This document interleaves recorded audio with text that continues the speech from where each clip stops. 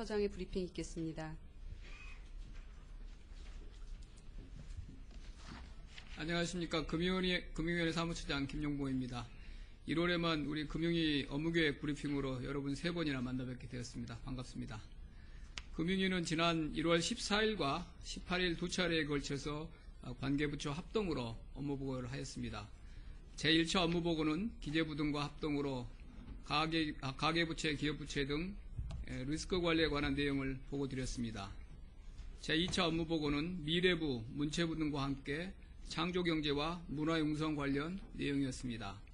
오늘 브리핑에서는 지난 두 번의 업무보고 내용을 종합한 2016년 금융위원회 업무계획에 관한 것입니다. 여러 자료를 배포해드렸습니다. 보도자료, 2016년 금융위 업무계획 전체를 묶은 자료, 그리고 그 20대 금융위 업무계획 중에서 20대 중점과제, 그리고 20대 과제 중에서 오늘 따로 설명드릴 중금리 신용대출 활성화 등 5개 과제 등입니다. 오늘은 여러분께 배포해드린 자료 중에서 중금리 신용대출 활성화, 이 자료는 별도 보도자료로 금융위 업무계획과 별도로 여러분들에게 배포를 해드렸습니다. 중금리 신용대출 활성화 방안, 문화창조벤처단지 내에 파이낸스 존을 설치하는 방안, 그리고 기업투자정보 마당 구축, MSCI 선진지수 편입 추진, 보험 담보화 개선 등 5대 과제만을 제가 브리핑으로 설명을 드리겠습니다. 먼저 중금리 신용대출 활성화 방안을 설명해 드리겠습니다. 말씀드린 대로 금융위 업무계획 자료와 별도로 보도 참고자료를 배포한 자료를 중심으로 설명을 드리겠습니다. 이 별도 자료 배포한 자료의 2페이지입니다. 중금리 신용대출 시장 현황에 대해서 설명을 드리겠습니다. 중간 수준의 신용도와 리스크를 가진 금융 수요자가 아주 여러 수요자가 있음에도 불구하고 실제로 우리나라에는 중금리 때 신용 공급이 미흡한 실정입니다. 고신용자는 5% 미만의 저금리를 받고 계시고 중간 저신용자는 20% 초과금리로 대출받는 등 금리 구조가 단절화되어 있습니다. 참고자료를 보시면 개인 신용대출을 받은 개인들의 평균 금리를 작년 9월 말로 보면 은행권에서는 4.4% 수준입니다. 여전사는 반면에 18.1%고 저축은행은 25%입니다. 대부업체는 무려 30.2%입니다. 그리고 이 결과 신용 양극화가 발생하고 있습니다. 총 개인 신용대출 규모는 증가하였으나 고신용자를 제외한 중저신용자 대상 대출은 오히려 감소하였습니다. 그래서 은행권의 지금 고신용자 대출 비중을 보면 1, 3등급 대출 비중 중에서 2012년 말에 69%였는데 15년 말에는 79%로 은행권 그 신용대출이 고신용자 집중도가 오히려 지금 높아지고 있습니다.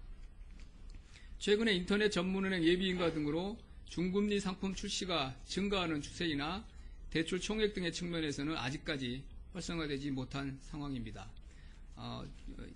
일례로 은행권에서 지금 나오고 있는 중금리 상품은 대출 한도가 대략 500만 원에서 1천만 원 수준입니다. 그래서 대출 한도가 충분치 않고 여전히 고신용자, 이름은 이제 중금리 상품입니다만 여전히 실제로 보면 고신용자 비중이 높은 편입니다. 그래서 중금리 신용대출 시장이 형성되고 확산되는 최근의 추세를 보다 가속화할 수 있도록 정책적 차원의 노력을 강화할 필요가 있다고 판단하였습니다.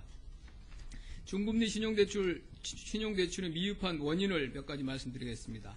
먼저 공급 측면에서는 금융회사가 대출 비용 및 리스크 관리 측면에서 중금리 신용대출을 적극적으로 취급할 동기가 부족합니다. 은행은 중금리 상품을 취급했을 경우에 건전성 악화 우려를 하고 있고 평판 리스크 등으로 중신용자 신용대출 취급 유인이 부족한 실정입니다. 저축은행은 높은 원가 구조와 저축은행 2010년 이후에 11년 이후에 구조조정 이후에 보수적 운영 등으로 고객 선별 수단 없이는 금리 인하에 소극적입니다. 그리고 신용 인프라 측면에서도 신용평가 정보가 부족하고 신용평가 시스템이 미흡함에 따라서 금융회사가 중신용자의 신용도 판별을 할 수 있는 그런 인프라가 부족한 실정입니다. 그리고 신용평가 인프라를 보완할 수 있는 금융회사 간 리스크 분담 방식의 중금리 대출도 아직까지 활성화되지 않은 상황입니다. 중금리 신용대출 활성화 방안을 설명드리겠습니다. 시장을 조성한다는 차원에서 중금리 공급 경로를 다양화하고 중간 신용자 간 선별이 가능하도록 평가 인프라를 조성하겠습니다. 먼저 공급 경로의 다양화 방안입니다. 현재 카드론, 캐피탈 등에 그치는 중금리 신용대출의 공급 경로를 다양화하여 공급을 확대하고 시장 경쟁을 촉진하겠습니다. 먼저 인터넷 전문은행입니다. 올해 하반기 본인가 이후에 인터넷 전문은행은 3년간 1조 4천억 원 규모의 중금리 대출을 공급하겠다는 사업계획을 제출한 바 있습니다. 빅데이터를 기반으로 한 새로운 신용평가 모형을 통해서 혁신적 상품을 공급하여서 시장에 촉매제 역할을 해줄 것으로 기대하고 있습니다. 이번에 저희가 발표하는 내용은 보증보험 연계 상품입니다. 서울보증보험사가 은행과 저축은행이 공급하는 중금리 대출 상품을 보증합니다. 기본 구조는 은행과 저축은행은 중금리 상품을 대출할 경우에 보증보험사에 보험료를 납부하고 보증보험사는 대출을 미회수할 경우에 보험금을 지급하는 구조입니다. 대출 금리와 보험료는 대출받은 분의 신용도에 따라서 앞으로 차등하여 적용할 예정입니다. 이번에 저희가 구상 중인 상품의 공급 규모는 우선 1조 원이 목표입니다. 그리고 1조 원 중에서 각각 은행권에 5천억 원, 저축은행에 5천억 원 정도를 생각하고 있습니다. 그리고 일단 1조 원 공급을 한 후에 추후에 운영 성과에 따라서 보증보험사, 금융회사 간의 상호 협의하에서 이 규모를 확대하는 것을 검토하겠습니다. 이 상품의 내용은 은행과 저축은행의 고객층과 원가, 영업망 등 특성이 서로 다른 점을 감안하여 대출 대상과 한도, 금리, 판매 채널 등을 은행과 저축은행군으로 이원하겠습니다. 먼저 은행을 보시면 대출 대상은 4등급, 신용등급 4등급 이하의 중저신용자 중심입니다. 그리고 금리 수준은 보증보험의 보험료를 포함하여 10% 내외의 금리 수준을 지금 구상하고 있습니다. 그리고 대출 한도는 2천만 원 한도로 생각하고 있고 상환 조건은 60개월 이내에 원리금 균등 분할 상환을 생각하고 있습니다. 판매 채널로는 대면도 하고 그다음 비대면 대출을 병행하겠습니다. 오른쪽에 저축은행 쪽을 은행과 비교해서 말씀드리면 대출 대상은 4등급 이하 중저신용자 중심인데 마찬가지입니다만 다만 저축은행 쪽은 은행 대출이 어려운 고객이 더 중심이 될 것으로 예상하고 있습니다. 금리 수준은 왼쪽에 저축은행과 은행과 달리 죄송합니다. 오른쪽에 저축은행 쪽은 보험료를 포함해서 15% 내외가 될 것으로 예상합니다. 그리고 대출 한도는 1천만 원 한도를 생각하고 있고 판매 채널은 은행에 비해서 이 저축은행 쪽은 영업망이 좀 부족하고 비용 절감 등의 여러 가지 사정을 감안할 때 모바일 등 비대면 채널을 적극 활용할 것으로 예상합니다. 크게 보시면 은행과 저축은행에서 이제 개별 차주의 신용 등급에 따라서 구체적인 금리는 조금씩 차이가 나겠습니다만은 크게 제가 개략적으로 여러분들에게 이해를 돕기 위해서 설명드리면 은행 쪽은 중금리 상품은 금리가 10%대 정도를 구상하고 있고요. 저축은행은 15% 내외 정도를 평균적으로 구상하고 있다고 말씀드리겠습니다. 손실분담 구조는 보증보험사가 일정 수준까지는 대출 상환을 보장하되 연체율이 일정 수준을 초과할 경우에는 금융회사도 그 초과 손실을 분담하는 구조입니다. 그리고 이렇게 해서 금융회사의 도덕적 해이를 방지하고 리스크 관리 요인도 제고하겠습니다. 밑에 예시를 보시면 보증보험사가 이제 보험금을 설정을 할 때 보험료 수익의 150%를 초과하는 경우, 다시 말하면 손해율이 150%를 초과하는 경우가 있습니다. 이럴 경우에는 금융회사가 그 초과하는 손실에 대해서 보증보험사에 추가 보험료를 지급하는 그런 구조이고 보증보험사가 대출자에게 구상권을 행사하는 방식입니다. 다시 말씀드리면 이 대출의 위험을 보증보험사가 100% 다 보증하는 것이 아니고 보험료 수익의 손해율의 한 150% 정도까지를 그때까지는 보험사가 전부 다 보증을 해주고 그 일정 수준을 넘는 경우에는 추가적으로 금융회사도 보험료를 더 납부하는 그런 구조를 생각하고 있습니다. 출시 시기는 올해 하반기 중에 준비된 회사부터 순차적으로 출시하겠습니다.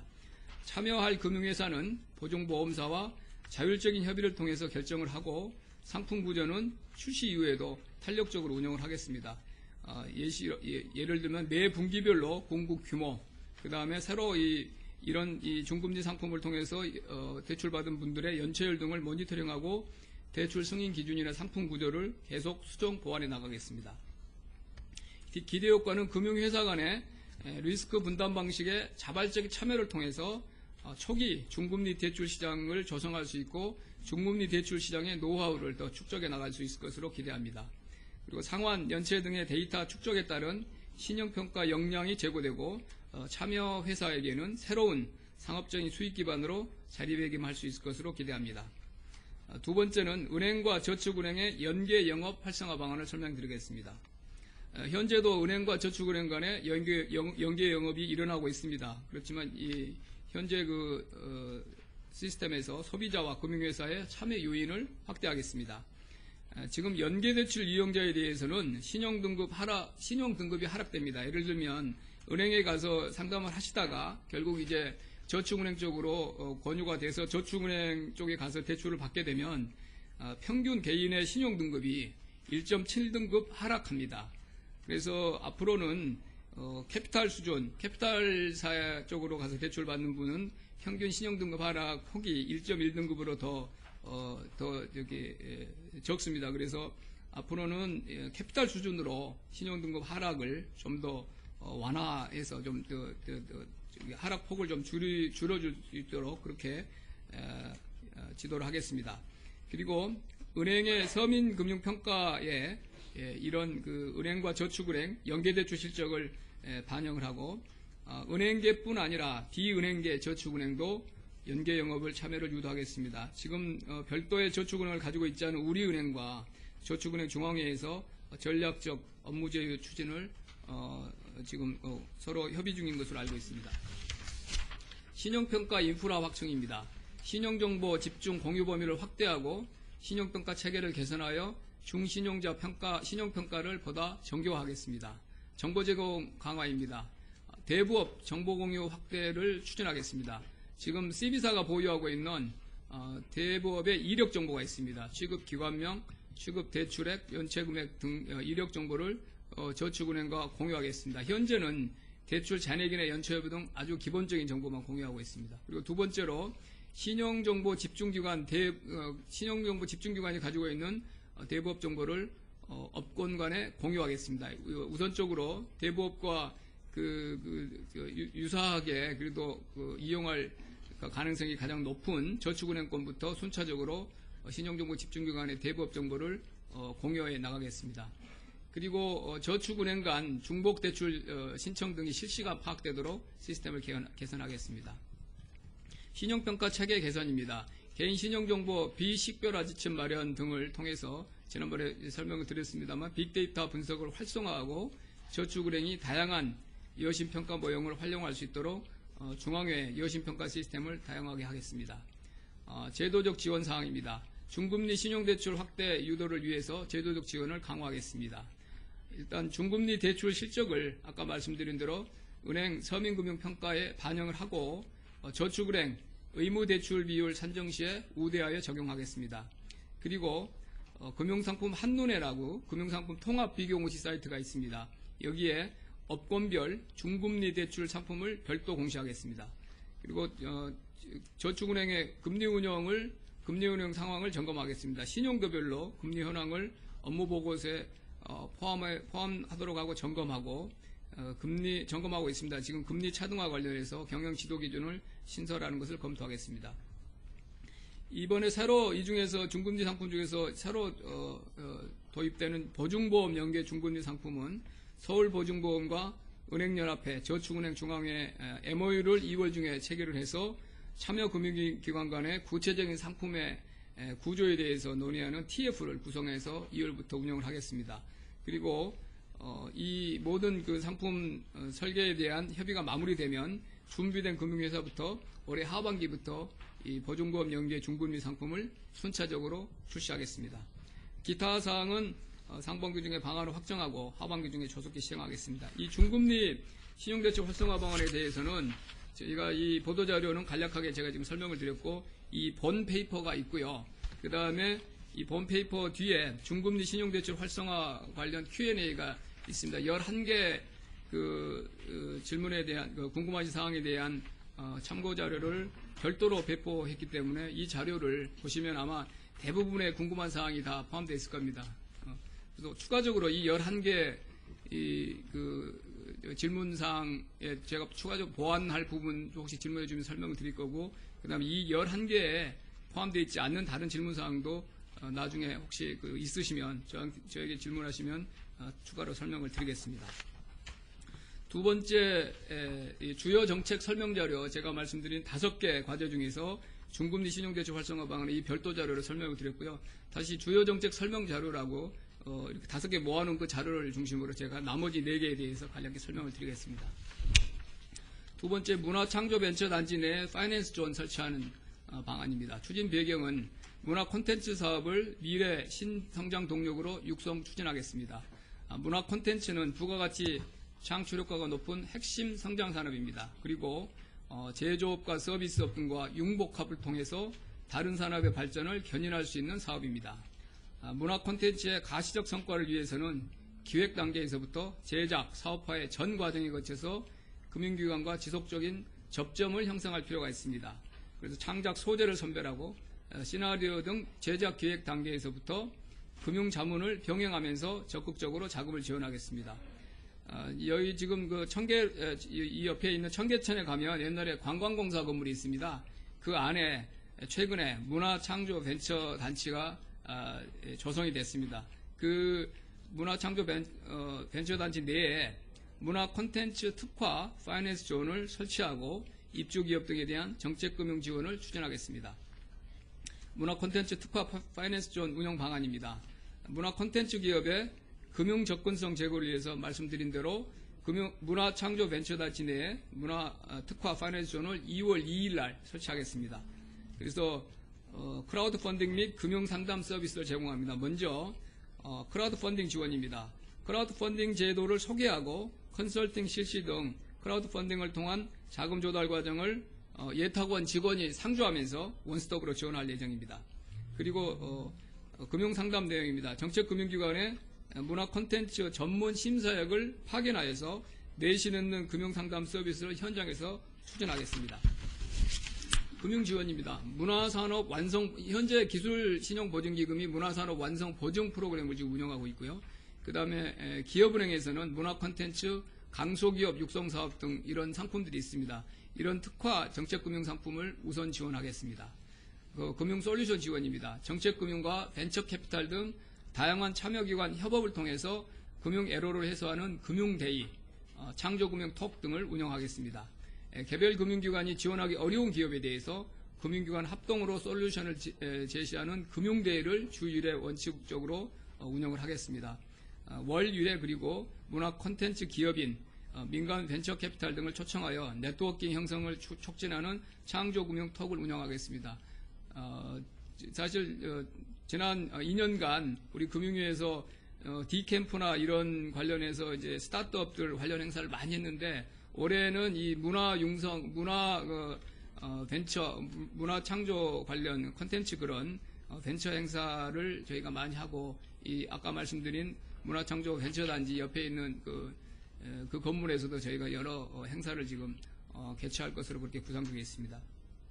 향후 계획은 이번에 설치하는 문화 파이낸스 존은 우리는 이렇게 18번째 파이낸스 존이라고 생각을 합니다. 작년에 창조경제혁신센터 내 17개 창조경제 혁신센터 내 파이낸스 존을 다 예외 없이 다 지금 설치돼서 운영되고 있고요. 이번에 문화 파이낸스 존을 설치하기 때문에 이거를 18번째 파이낸스 존으로 생각하고 있고요. 문화 파이낸스 존 개소에 맞추어 문화 콘텐츠 전문 심사역과 예탁원 직원을 파견하여 전담 서비스를 제공하겠습니다. 그리고 말씀드린 대로 문화창조벤처단체, 입주기업 등 관련 기업 수요 등을 감안하여 문화특례보증 등 문화콘텐츠 특화 정책금융상품 도입을 검토하겠습니다. 그리고 지난번에 18일 업무보고 때 설명드렸습니다만 다시 한번 제가 이 분야만 따로 떼서 강조하면 정책금융을 중심으로 문화콘텐츠 등을 핵심 성장산업으로 육성하기 위해서 올해 7조 원 이상 자금을 지원하겠습니다. 세 번째는 기업 투자 정보마당 구축에 대해서 설명드리겠습니다. 추진 배경 및 그간 경과입니다. 크라우드 펀딩의 원활한 정착을 위해서는 무엇보다도 우수 기업을 발굴하고 투자하고 회수하는 등 투자금융 선순환 생태계의 조속한 조성이 필요합니다. 그리고 온라인 기반의 지금 크라우드 펀딩 업체가 활동 중에 있습니다만은 여기에 정책금융기관이 보유한 유망기업 정보를 제공하여 기업 탐색 비용 절감을 추진하겠습니다. 그간 경과를 말씀드리면 창조경제혁신센터와 정책금융기관이 유망기업 정보를 집중하여 크라우드 펀딩 등 투자기관에 제공하는 기업 투자정보 마당을 1월 20일 날 오픈했습니다. 여기서 말한 정책금융기관은 산업은행, 기업은행, 신용보증기금, 기술보증기금, 그리고 D캠프를 지칭합니다. 정책금융기관들은 정책금융기관과 거래하는 기업 중에서 투자 수요가 있는 기업을 발굴하여 그 회사의 기업 정보를 기업 투자정보 마당에 등록을 합니다. 그리고 이 정책금융기관의 데이터베이스에 거래하는 기업이 아니더라도 투자를 희망하는 예비 창업자 등은 아까 말씀드린 17개 창조경제혁신센터 내에 설치되어 있는 파이낸스 존 방문을 통해서 그 당의 해당 기업 정보를 등록할 수 있도록 요청하고 또 그 정보를 어떻게 가공해서 등록할 수 있는지 그 사항에 대해서 지원을 요청하면 여기에 기업 투자 정보 마당에 등록을 할 수가 있습니다. 그러면 여기 보시면 이제 두 가지가 있는데요. 그 기업 투자 정보 마당에 기업의 등록 정보를 지금 거기에 탑재를 할 거고요. 이 등록된 정보 올해 3만 건 정도를 저희가 목표로 하고 있는데 등록 정보 중에서 추가적으로 투자 심사나 기업 IR 등 훨씬 더 심층적인 내용들을 선별을 해서 이 예비 심사 및 추천 과정을 통해서 1000개 정도의 투자 추천 기업을 해당 카테고리를 다시 만들어서 투자 추천 기업을 별도로 선별을 해서 1000개 정도, 1000개사 정도를 투자 추천 기업으로 거기에 소개할 예정입니다. 기업 투자정보 운영 현황은 1월 20일 날 투자정보 마당이 오픈한 이후에 벌써 16개사가 크라우드 펀딩을 추진하는 등 빠른 속도로 투자기관에 기업 정보를 제공하고 있습니다. 오픈 이후에 일주일간 총 2127개사의 투자 대상 기업 정보가 등록되었으며 이 중 67개사는 투자 추천 기업 정보가 기등록되었습니다. 아까 말씀드린 대로 우리가 3만 개 정도의 또 투자 대상 기업 정보를 목표로 하는데 지금 일주일간 2127개가 등록되어 있고요. 그 중에서 아까 제가 말한 추천 기업은 우리가 1000개를 목표로 하고 있는데 67개사가 투자 추천 기업으로 등록을 했습니다. 이 67개 투자 추천 기업 중에서 18개사가 크라우드 펀딩 업체로 이동하여서 펀딩을 추진 중에 있고 그 중에서 5개사는 자금 모집을 완료하였습니다. 앞으로도 투자 유치 성공 기업을 대상으로 이미 마련된 성장 사다리 펀드 매칭, 그 다음에 정책금융기관의 우대 보증 등 다양한 인센티브 지원을 추진할 계획입니다. 그리고 이 기업 투자 정보 마당의 특징을 간략히 제가 설명드리겠습니다. 이렇게 무슨 기업 정보, 기업 금융 나들목 등 여러 지금 사실 이런 비슷한 사이트들이 있는데요. 이번에 우리가 지금 마련해서 계속 개발시켜 나갈 기업 투자 정보 마당은 몇 가지 특징이 있습니다. 크라우드 펀딩 등 투자기관 맞춤형 기업 정보를 제공합니다. 현재에도 말씀드린 대로 TDB, M&A 거래 정보망 등 다양한 기업 정보 DB가 운영되고 있습니다만은 정보 제공 목적이나 대상 등이 상이합니다. 그래서 투자기관의 수요에 맞는 유망 기업 정보 지원이 부족한 상황입니다. 이 기업 투자 정보 마당의 경우 투자기관을 대상으로 투자 유치를 위한 기업 IR 자료 수준으로 기업 정보를 등록하여 기업들이 기업 투자 정보 마당에 등록된 기업 정보만으로 벤처 캐피탈 투자 심사나 크라우드 펀딩 등 투자 유치가 가능한 그런 수준의 자료를 제공할 계획입니다. 그리고 크라우드 펀딩 등 투자기관이 투자 가능한 선별된 기업 정보를 지원합니다. 창업 초기 기업의 경우 부족한 담보 등으로 시중은행 등 민간 금융기관에 비해서 신보나 기보, 기업은행 등 정책금융을 중심으로 자금 수요를 충족하는 경향이 있습니다. 이에 따라서 창업보증 등 다양한 창업 지원 제도를 운영 중에 있는 정책금융기관이 다수의 창업 초기 벤처기업 정보를 보유하고 있습니다. 현재 밑에 보시면 정책금융기관이 거래하는 기업이 38만 개인데 산업은행이 7,740개사, 기업은행이 25만 3,500개사, 신보가 7만 9,218개사, 기보가 4만 598개사의 정보를 가지고 있습니다. 정책금융 지원 과정에서 양질의 창업 벤처기업 정보를 보유한 정책금융기관들이 우량 기업을 선별하여서 아까 말한 대로 투자를 받을 수 있는 유망 기업의 탐색 비용을 취소하겠습니다. 향후 계획입니다. 정보의 질적 수준을 계속 개선해 나가겠습니다. 크라우드 펀딩 등 투자기관 수요에 맞게 기업 투자 정보 마당 내에서 기업 정보 질적 수준을 지속적으로 개선해 나가겠습니다. 투자 성공 기업, 크라우드 펀딩 등 기업 투자 정보 마당 참여자 건의사항 등을 반영하여 3월 중에 이 사이트의 개편을 추진하겠습니다. 그리고 여기에 지금 소개되는 기업들의 기업 정보의 영문 제공 등을 통해서 해외 투자자 유치와 국내 스타트업의 해외 진출을 적극 지원하겠습니다. 투자마당 내 기업 정보를 해외 투자 정보 플랫폼, 예를 들면 국제적으로 유명한 엔젤리스트 등의 플랫폼이 있습니다. 여기에도 제공하여 해외 투자자를 적극 유치하고 해외 진출을 희망하는 준비된 유망업체를 선별하여서 글로벌 IR 참여를 지원할 계획입니다. 4페이지에 보시면 기업 투자 정보 마당에 등록되어 있는 회사의 하나의 예시를 해놨습니다만은 왼쪽은 기업 투자 정보 마당에 지금 게시되어 있는 해당 기업의 정보입니다. 기업 이미지, 사업 개요, 기업 개요인데 오른쪽은 현재 그 크라우드 펀딩 중개업자 쪽에 그 중개업 플랫폼에 소개되어 있는 해당 기업의 정보들인데 저희가 이렇게 제공해 드린 거는 거의 이 기업 투자 정보 마당에 있는 정보를 그냥 그대로 페이스트앤 여기다 가서 이렇게 카피 앤 페이스트 해도 될 만큼 이 기업 투자 정보 마당에 있는 자료들이 충실하고 충분한 수준으로 제공되어 있다는 말씀을 드리겠습니다. 그 다음에는 MSCI 선진지수 편입 추진에 대해서 말씀드리겠습니다. 여러 차례 금융위원장의 행사 등을 통해서 간헐적으로 저희가 말씀드렸습니다만 한번 정리해서 말씀드릴 필요가 있겠다고 생각해서 다시 저희가 두 페이지를 정리를 했습니다. 추진 배경입니다. 우리나라는 2008년 MSCI 선진지수 관찰 대상국에 포함되었으나 일부 미흡 요인을 이유로 2014년에 검토 대상에서 제외되었습니다. 우리 자본시장의 성숙도 및 최근 국제금융시장 변화 상황을 고려할 때 MSCI 선진지수 가입을 적극적으로 추진할 필요가 있습니다.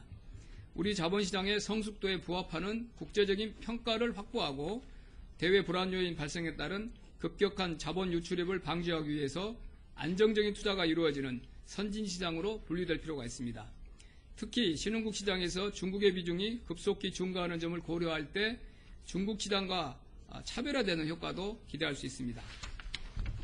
그간 경과입니다. 정부는 작년 상반기부터 금융감독원, 거래소 등 관계기관과 함께 MSCI 선진지수 편입을 위한 노력을 적극 추진 중에 있습니다. 금융위원장이 MSCI 측에 우리 자본시장의 성숙도, 향후 제도 개선 방향 등을 설명하는 서한을 2015년 6월에 발송하였고 선진지수 편입 쟁점 사항에 대해서 관계기관과 함께 TF를 구성하여 제도 개선 방안 등을 논의 중에 있습니다. MSCI와도 지난 2015년 8월 이후에 지속적인 협의를 진행하고 한국의 그간 제도 개선 노력 및 향후 추진 계획 등을 설명하였습니다. 지난번 MSCI 회장 한국 방문에 대해서는 저희가 설명을 드린 바 있습니다. 향후 계획으로는 MSCI 선진지수 편입과 관련한 제도 개선 방안을 적극 마련하겠습니다. 외국인 투자 등록 제도로 인한 외국인 투자자의 불편사항을 해소하기 위해서 외국인 통합계좌를 도입하고 이 방안에 대해서는 금주 금요일 날 자본시장국장이 여러분께 설명드리겠습니다. 외환시장의 안정성을 유지하는 범위 안에서 원화의 환전성 개선을 위한 방안도 적극 모색하고 있습니다. 이미 구성되어 있는 MSCI 선진지수 워킹그룹을 통해서 우리 시장이 최대한 신속하게 선진지수에 편입될 수 있도록 적극 협의해 나가겠습니다. 마지막으로 보험 담보화 개선 방안에 대해서 설명드리겠습니다.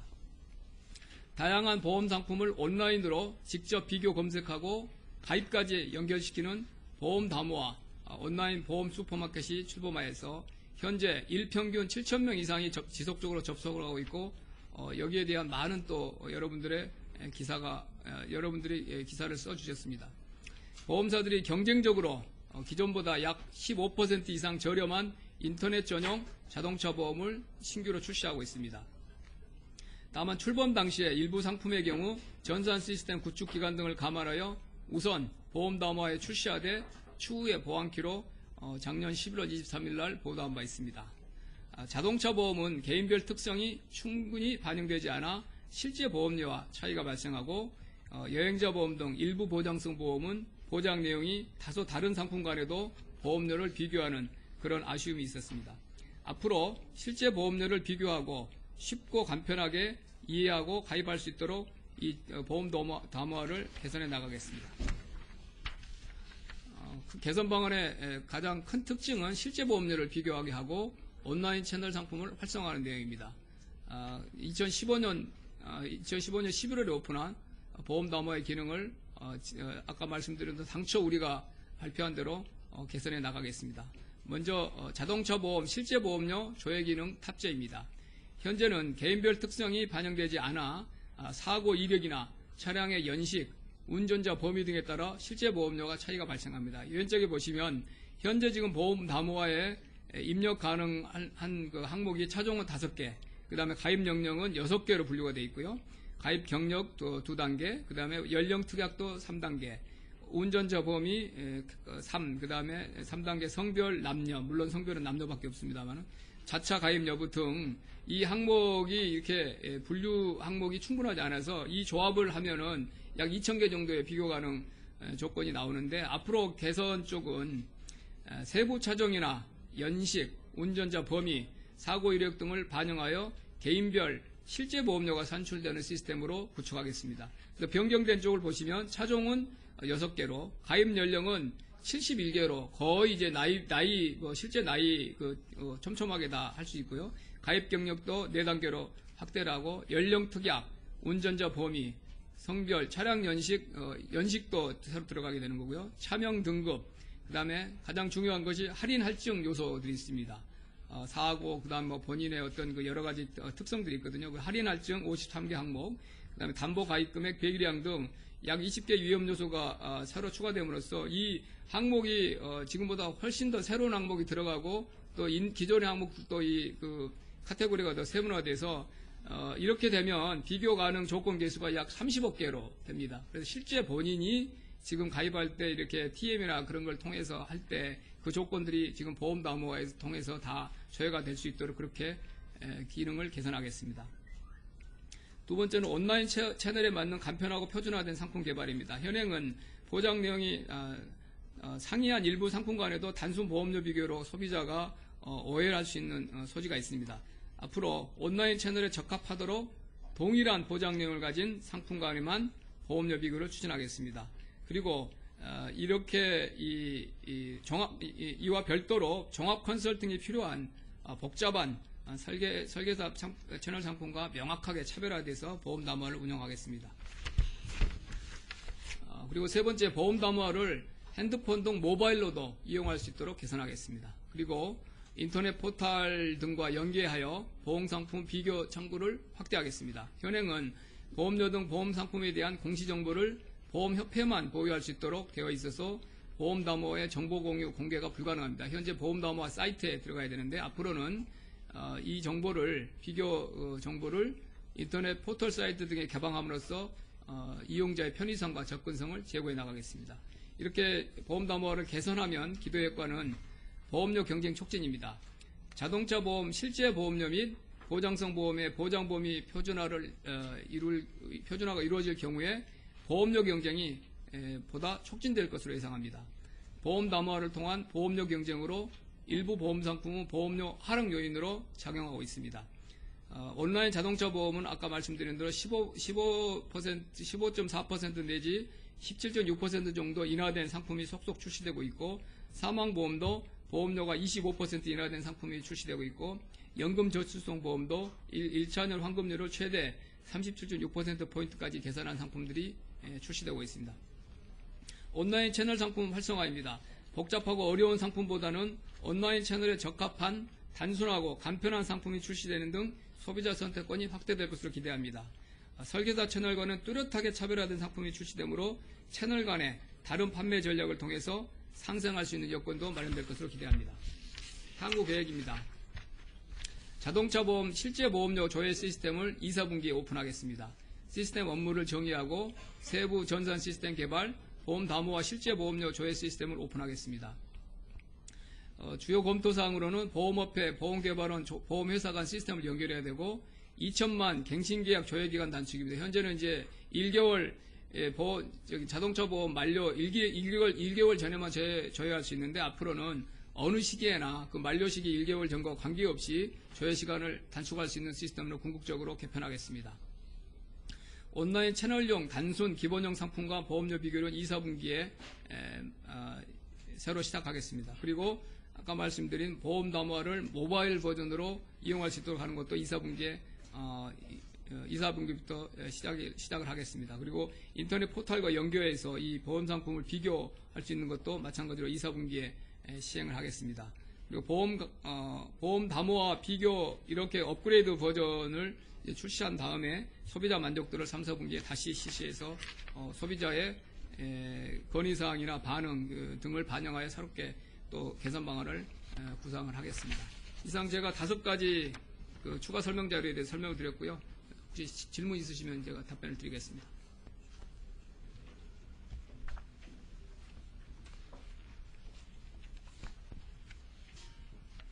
회장님, 머니투데이 김지영입니다. 예. 그 방금 설명하신 내용 말고 다른 부분에 있는 내용인데요. 소비자보호 파트 보면 예. 금융소비자보호원 신설을 추진한다고 명시되어 있는데요. 금융소비자보호원 신설, 이게 금감원 분리를 이야기하시는 건지 설명 좀 해주십시오. 아까 본 자료 한번 줘보세요.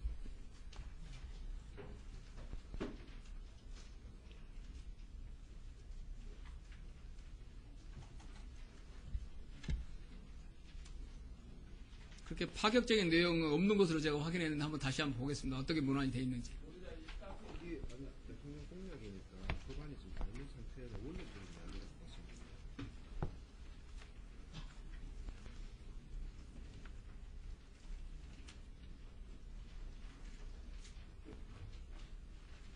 원론적인 이야기라고 했습니다. 이거 법안이 다 있습니다. 지금 현재 금융소비자보호 원 등을 신설하는 그런 다수의 국회 법안이 제출돼 있잖아요. 대통령 공약사항을 반영한 그 법안이 지금 현재 계류돼 있기 때문에 법안이 지금 완전히 다 죽은 게 아니니까 그래서 그런 내용을 우리가 이제 몇 년간 다년간의 업무를 계속 과제에 대해서 여기에 적시한 그런 것을 이해를 해주시면 될 것 같고요. 첫 번째 항목은. 두 번째는 금융감독원의 소비자보호 조직 기능을 정비하고 금융감독 검사, 소비자보호 업무간 연계를 강화한 내용은 추진하겠습니다. 예.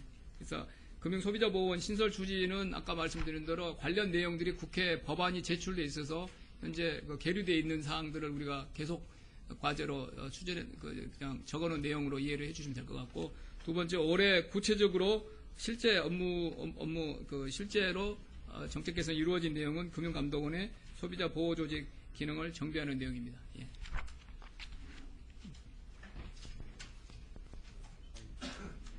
연합뉴스 차대훈입니다. MSCI 선진주스 편입 관련해서 외환 시장의 안정성을 유지하는 범위 안에서라는 전제가 달리긴 했지만 원화의 환전성 개선을 방안을 적극적으로 모색하시겠다고 했는데요. 지금까지 나왔던 그런 저희 당국의 언급 중에 가장 적극적인 그런 워딩인 것 같습니다. 이게 좀 어떤 방향을 추진하시겠다는 건지, 왜냐하면 최근에 아무래도 환율 변동성에 대한 사람들의 걱정도 많이 있기 때문에 그게 하나가 궁금하고, 다른 하나 질문은요. 그 스튜어드십 코드 본격 도입이라고 이제 말씀하셨는데 경제단체 등에서 반발도 많지 않습니까? 그래서 구체적인 시행 시기를 언제쯤으로 보시고 앞으로 어떻게 준비하실 계획인지 궁금합니다. 저번 과지 않고 좀 와보라고. 스튜어드십 코드 그런 시행 시기를 저번 과지에 답변해요. 원화 환전성 개선 부분은 제가 말씀을 드리겠습니다. 외환시장의 안정성은 소규모 개방 경제인 우리 현실에서 매우 중요한 가치입니다. 그래서 원화 환전성 개선을 위한 구체적 과제는 아직 확정되지는 않았고 신중히 검토 중에 있습니다. 다만 외환주무부처인 기획재정부에서 MSCI 선진지수 편입 필요성에 대해서 적극 공감하고 있고 원화 국제화를 위한 여러 가지 과제를 적극적으로 추진하고 있는 만큼 이 빠른 시일 내에 원화 환전성 개선을 위한 구체적인 방안을 따로 주무부처에서 말씀드릴 수 있을 것으로 생각합니다. 오늘은 저희가 이 해당 사항에 대해서는 이 정도만 답변을 드리고요. 그 다음에 그 스튜어드십 코드의 구체적인 시기는 우리 자본과장이 답변하도록 하겠습니다. 네, 스튜어드십 코드는 다들 아시다시피 저희가 초안은 만드는 상황입니다. 초안은 만들어서 이제 기관 투자자들이나 이해관계자들하고 논의하는 절차를 진행 중이고요. 다만 언론에서도 보도됐듯이 스튜어드십 코드는 이해관계자가 많습니다. 이제 주주권을 행사하는 기관 투자자뿐만 아니라 주주권 행사의 대상이 되는 기업들도 이제 스튜어드십 코드에 이해관계가 많고요.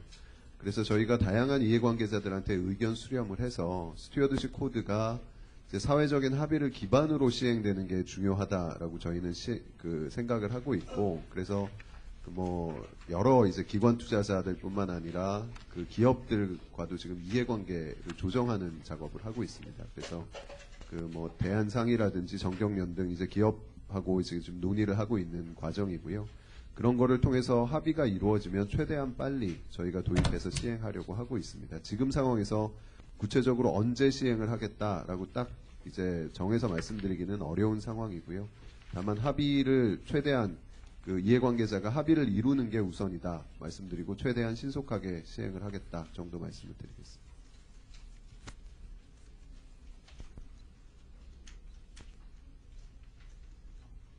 예, 그럼 예.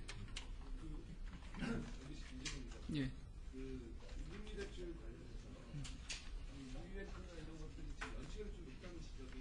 예, 유예비백, 예. 사실 신한 썰이나 다른 주무대출 상품들이 겹쳐 있잖아요. 시중은행에서 나왔잖아요.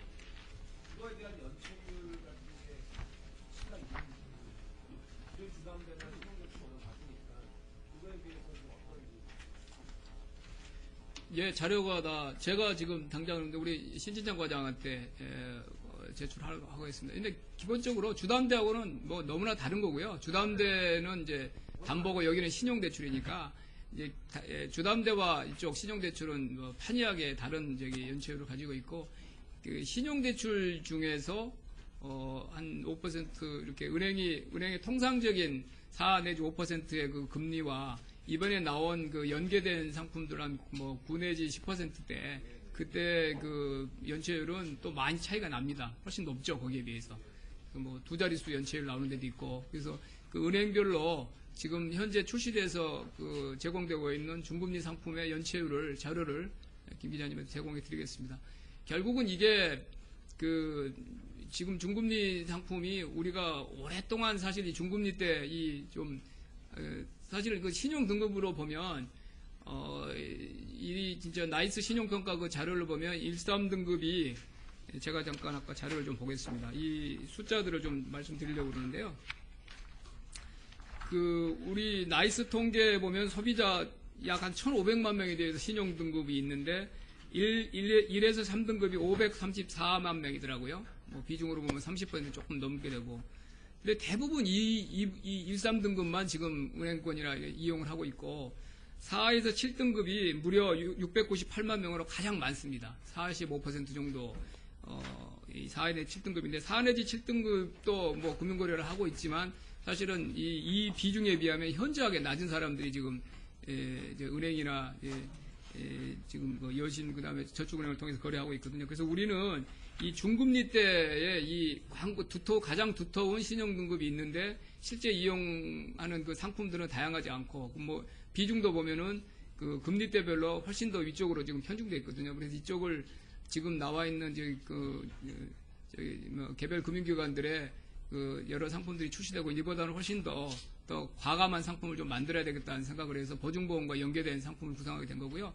보증보험 지금 위비대출 같은 경우도 보증보험과 연계를 하고 있는데 아까 제가 말한 대로 그쪽도 이 금액이 1,000만 원 미만으로 좀 충분하지 않고 그 등급이나 그 금리 같은 거 보면은 여전히 좀 지금 있는 은행 상품보다는 훨씬 더 중금리 때에 가까운 상품이지만 규모도 작고 좀 어렵다. 그래서 이거는 이 전체 금융기관들이 공동으로 참여를 하고 그 다음에 개인 소비자 대출에 대해서 가장 많은 보증을 하고 있고 DB를 가지고 있는 데가 보증보험입니다. 그래서 보증보험이 이쪽에 중신용자 신용평가를 특화한 그런 시스템을 만들 거고 지금 현재 그 개별 금융기관과 연계한 상품을 운영 중에 돼 있고 보증보험사가 가장 광범위한 데이터를 가지고 있기 때문에 우리나라에서 가장 잘할 수 있는 기관이 보증보험이다.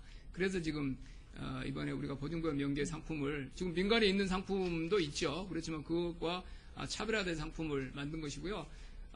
지금 이 우리 Q&A 자료에 나와 있는데 아까 제가 은행은 약 10%대, 그 다음에 저축은행군은 한 15%를 말씀드렸는데 은행 쪽은 보험료를 지금 저기 보증보험과 일단 우리 이 상품 구상할 때는 한 4% 정도의 보증료를 생각하고 있고요.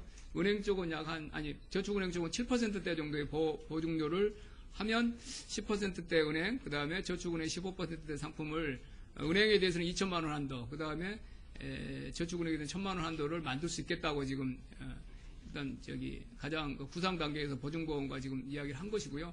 보증보험과 은행, 저축은행들이 모여서 지금 사실 구체적인 이런 그 상품 구조에 대해서 더 지금 발전을 시켜야 됩니다. 예. 제가 짧은 소개할 수도 있겠지만, 요게 기본의 상품이 활성화되려면 예. 그 저축은행이나 이런 시중은행, 기업체들이 이 중금리 신용 대출자들에 대한 그 분석, 예. 그런 어떤 연체율이나 여러 가지 데이터를 분석을 해야 되잖아요. 근데 이 얘기가 제가 알기로 인터넷 전문에 출범하기 전에 작년 중순 이후에 나왔다는 얘기였어요. 그래서 그때 이제 이거 활용 어떻게 할 거냐. 근데 그 사이에 작년 하반기나 올 초까지 해서 좀 진행된 구체적인 내용이죠. 여기 오늘은 이제 여기에 빅데이터 분석 활성화하겠다는 말씀을 해주셨는데 조금 구체적인 게 좀 나오는 인터넷 전문은행이요? 아니 빅데이터. 그러니까 중금리 신용등급자를 대상으로 한 신용등 평가를 여러 가지. 아니 그래서 일단 그 개별 기업에서도 뭐 이렇게 여러 경로가 있거든요. 저기 재무 정보를 아무래도 지금 대출 기관들은 재무 정보를 기초로 신용위원 평가를 하는데 이제 빅데이터를 통해서 개별 금융기관 차원에서 이렇게 다른 그 신용평가 모델을 발전시켜 나가겠다는 거는 개별적으로 하고 있어요. 근데 그쪽 빅데이터를 활용한 중금리대 상품은 아무래도 인터넷 전문은행이 가장 그쪽에 특화해서 잘할 수 있지 않겠냐 이런 기대를 하고 있습니다. 이게 빅데이터라는 게 여러 가지겠죠. 뭐 소셜 미디어 정보를 하겠다거나 뭐 통신 판매 그다음에 여러 가지 인터넷 쇼핑 구매 패턴 등 일단 그 개별 금융기관이 재무정보에 특화된 것보다는 오히려 재무정보는 CB를 통해서 받고 그걸 기본으로 하고 이런 소셜 미디어나 아까 말한 여러 가지 기존 금융기관들이 얻기가 어려운 특화된 정보를 많이 섞어서 이제 빅데이터를 기반으로 해서 재무정보하고는 우리가 기대하는 거는 정말 좀 판이한 신용등급이 나왔으면 좋은 거죠. 재무정보에 따르면 무슨 한 7등급인데 빅데이터나 이런 그 사람의 구매 패턴이나 여러 가지 음식 그다음에 그냥 모바일 어떤 정보를 사는지 어떤 책을 사는지 소셜 미디어에서 어떤 활동하는지 등 이런 그 빅데이터 특화된 기업들은 그런 정보가 재무정보보다 훨씬 정확하다고 지금 자부를 하고 있거든요. 그래서 그 사람들이 빅데이터에 기반한 신용등급 체계는 정말 재무등급 CB가 가지고 있는 신용등급과 저는 판이하게 좀 달랐으면 좋겠어요. 그래서 재무정보에 따르면 7등급이니까 굉장히 높은 금리를 요구를 해야 되는데 이 빅데이터에 따르면은 아주 훨씬 더 낮은 금리로 제공할 수 있는 상품들이 나와주기를 기대하는 거고 인터넷 전문은행도 그쪽에 본인들이 강점이 있다고 지금 어필을 하고 지금 예비인가를 받은 거잖아요. 그래서 이 빅데이터는 아무래도 인터넷 전문은행 쪽이 특화될 것이고요. 그렇다고 다른 은행들이나 카드사, 여전사나 이런 쪽이 빅데이터를 안 하는 건 아닌데 그쪽을 할 수 있도록 우리가 비식별 정보를 통해서 계속 이렇게 빅데이터를 활용할 수 있는 쪽은 제공해 줄 것인데 그쪽 항목을 아무래도 인터넷 전문은행이 특화할 것이고 우리는 이번에 보증보험 연계 상품이 민간에서 하고 있는 것들을 훨씬 더 대규모로 훨씬 더 개선한 상품을 구상해서 하반기에 내놓겠다 이렇게 말씀드리겠습니다. 예. 안녕하세요. 이데일리 김동욱인데요. 그 중금리 대출 관련해서요. 그 대상이 이제 4에서 7등급이 돼 있더라고요. 아니 근데 지금 거기만 제한은 아니고 주로 이제 예, 주로 7등급까지 돼 있는데, 근데 지금 일부 저축은행들이 이제 중금리 대출 상품을 취급을 하고 있는데 그게 6등급까지거든요. 그리고 그 법정 최고금리 한도 이제 그 금리 한도도 이제 내려가지 않습니까? 그래서 캐피털사들도 사실상 그렇게 되면 7등급 아태로 신용 대출을 해주기 어렵다. 좀 그런 뭐 이런 입장인데, 이게 이렇게 되면 7등급도 중금리 대출을 받을 수 있는 건지. 뭐 당연히 합니다. 그게 가능한 건가요? 예. 그리고 이게 결국 이제 아까 말한 대로 그 보증 쪽에서 거기까지를 커버를 해주면 그 뭐 저기 7등급도 할 수 있고 뭐 그 내에서 모르겠어요. 이제 보험료가 약간 차이가 날 거고 뭐 1, 2% 차이가 나겠지만 지금과 같이 이렇게 15% 있고 그 뒤로 한 25% 뛰고 중간에 한 10% 정도가 생략돼 있는 이런 이 모습은 좀 개선을 할 수 있을 것으로 기대합니다. 이제 이 정도 설명드리고요. 뭐 세 차례 업무 보고에 대해서 많이 잘 이해하시고 좋은 기사를 써주셔서 감사합니다. 그리고 혹시 더 자세한 문의사항, 그 다음에 우리 그 아주 뚱뚱한 이 페이퍼에 뚱뚱한 자료에 보면은 많은 깨알 같은 사항들이 있고 거기에 밑줄 쳐 있으니까 밑줄 사항 위주로 개별과에 좀 문의를 해주시기 바랍니다. 감사합니다.